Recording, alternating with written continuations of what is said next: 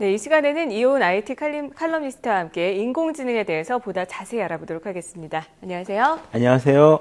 네, 앞서 보도된 대로 인공지능이 워낙 크게 화제가 되고 있는 상황인데요. 튜링 테스트를 통과한 인공지능이 나왔기 때문이잖아요. 그렇죠. 그런데 이 튜링 테스트를 통과했다. 이게 어떤 의미를 가지는 겁니까? 중요한 의미가 있죠. 일단 그동안 인공지능에 대해서는 이게 인공지능이 있다, 없다를 판별하는 기준이 바로 튜링 테스트이기 때문입니다. 네. 사람으로 따지자면 운전면허 시험이라고나 할까요? 그동안 면허를 딴 사람이 아무도 없었는데 이번에 드디어 면허를 딴 사람이 몇십 년 만에 나온 셈입니다. 네, 하지만 뭐 유진 구스트만에 대한 이야기도 그렇고 좀 채팅창에 불과하다. 그게 컴퓨터가 사고가 할 수 있는 능력인가라는 어떤 비판적인 의견도 있습니다. 이거에 대해서 어떻게 생각하십니까? 실제로 또 그렇습니다. 면허를 따긴 땄는데 진짜로 운전하는 실력이 있긴 있는 거냐? 아니면 면허를 따기 위해서 뭐 시험에 나올 부분만 열심히 공부한 것이 아니냐?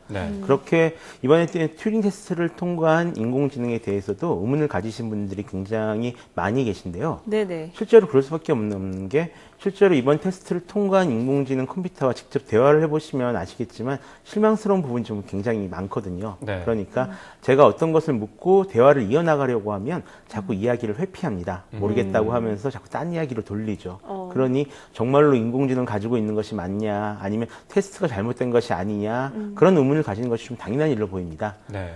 그런데 실은 이런 질문에는 모두가 좀 머리 아플 만한 고민이 몇 가지가 좀 숨겨져 있습니다. 네네. 좀 상당히 철학적인 질문인데요. 네. 일단 첫 번째는 생각한다는 것이 무엇인지, 또 사람처럼 생각한다는 것이 무엇인지, 또 그런 것이 왜 필요한지에 대한 질문이 숨겨져 있는 것이죠.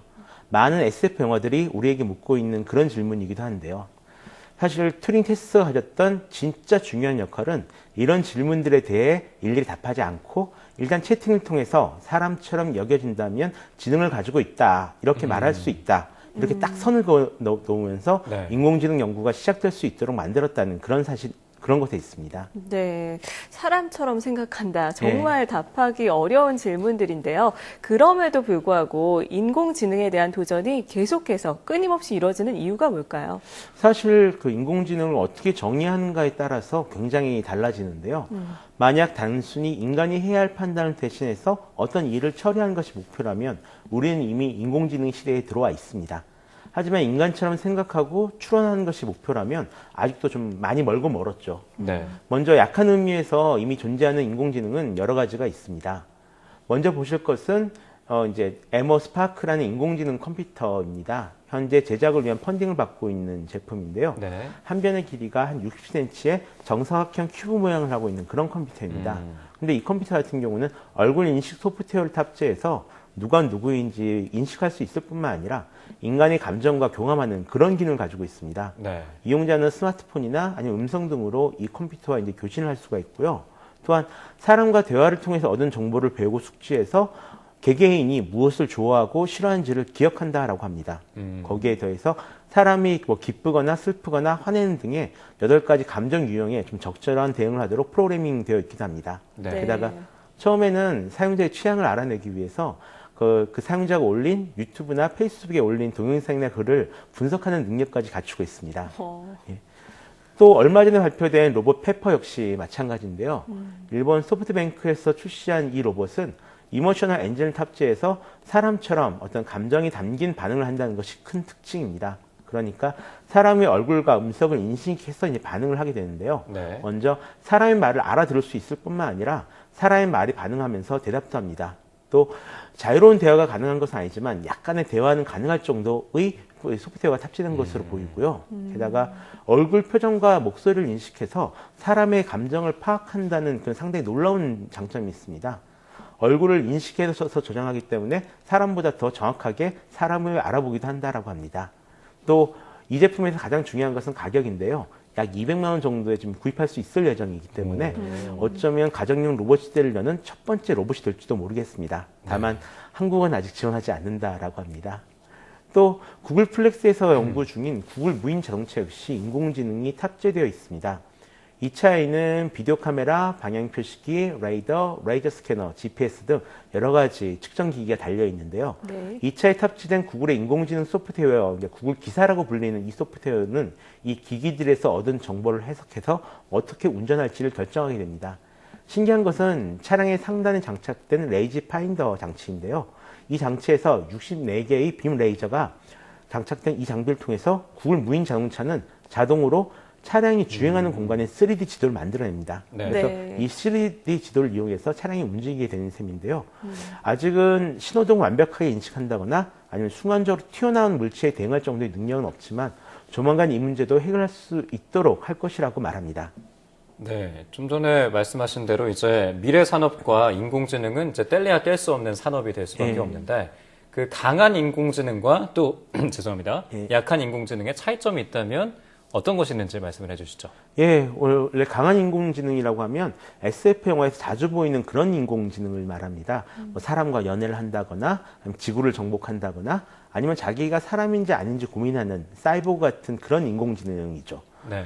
그러니까 좀 굉장히 과장되긴 했지만 아무튼 이렇게 실제로 생각이나 추론, 학습이 가능한 인공지능을 강한 인공지능이라고 부르는데요. 네. 컴퓨터를 처음에 생각하는 기계라고 불렀던 배경에는 분명히 이런 강한 인공지능 가진 기계에 대한 어떤 바람이 담겨 있었을 거라고 생각합니다.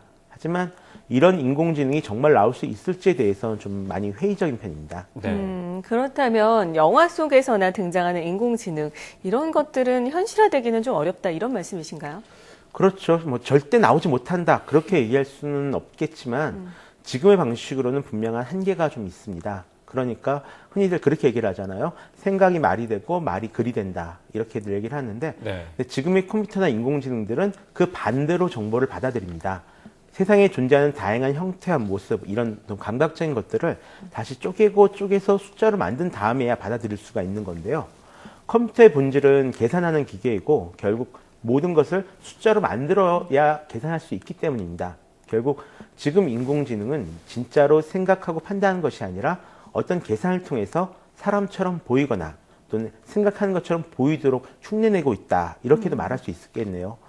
또 그와 반대되는 입장이 그러면 아예 내가 생각하는 방법을 비슷하게 따라하면 되지 않겠는가 하는 이제 그런 것들이 있는데요. 이 분야의 연구는 아직까지 좀 초보적인 수준에 머물러 있는 그런 상황입니다. 네. 하지만 이런 이론적인 입장과는 별개로 이미 산업용 로봇을 비롯해서 인공지능은 여러 곳에서 널리 쓰이고 있습니다. 아까는 좀 새로운 것들을 사례로 들었지만 이미 일상 속에 깊숙이 들어와 있는 것들이 바로 간단한 약한 인공지능들인데요. 예를 들어서 세탁기에서 퍼지 기능을 이용해서 알아서 물을 맞춰준다거나 아니면 로봇 청소기가 알아서 청소를 한다거나 또 아니면 스마트 그리드를 통해서 전구의 전력을 관리하는 것이 바로 인공지능이 쓰이는 곳입니다. 지금 보시는 것은 IBM의 왓슨이라는 컴퓨터에 대한 소개인데요. 네. 이 컴퓨터는 제퍼디라는 퀴즈쇼에서 2명의 챔피언을 물리치고 우승한 것으로도 굉장히 유명한 컴퓨터입니다. 최근에는 미국에서 이 컴퓨터를 이용해서 이제 의료 지원 서비스를 이제 시행하고 있는데요. 네네. 폐암을 진단하고 치료 방법을 제시한 단계에서 실제 현직 의사보다도 더 높은 수준의 판단을 내릴 수 있었다라고 합니다. 네. 그 말씀하신 대로 이제 우리 생활 전반에 우리가 몰랐지만 인공지능 기능이 지금 정말 많이 포함되어 있잖아요. 그렇죠. 근데 앞으로의 발전 상황은 어떨지 한번 예상이 가능할까요? 예, 아무래도 실은 그러니까 튜링 테스트 같은 것의 존재의가 아마 거기에 있었던 것 같은데요. 인공지능은 항상 현실보다 더 높은 목표를 상정하고요. 그 목표를 이루기 위해 노력함으로써 뭐 다른 것들까지 발전시키는 그런 기능이 있습니다. 네. 일종의 컴퓨터 분야의 기초 과학인 셈이죠. 네, 그렇군요. 지금까지 IT 칼럼니스트 이효은 씨와 함께 인공지능에 대해서 자세히 이야기 나눠봤습니다. 오늘 말씀 고맙습니다. 고맙습니다.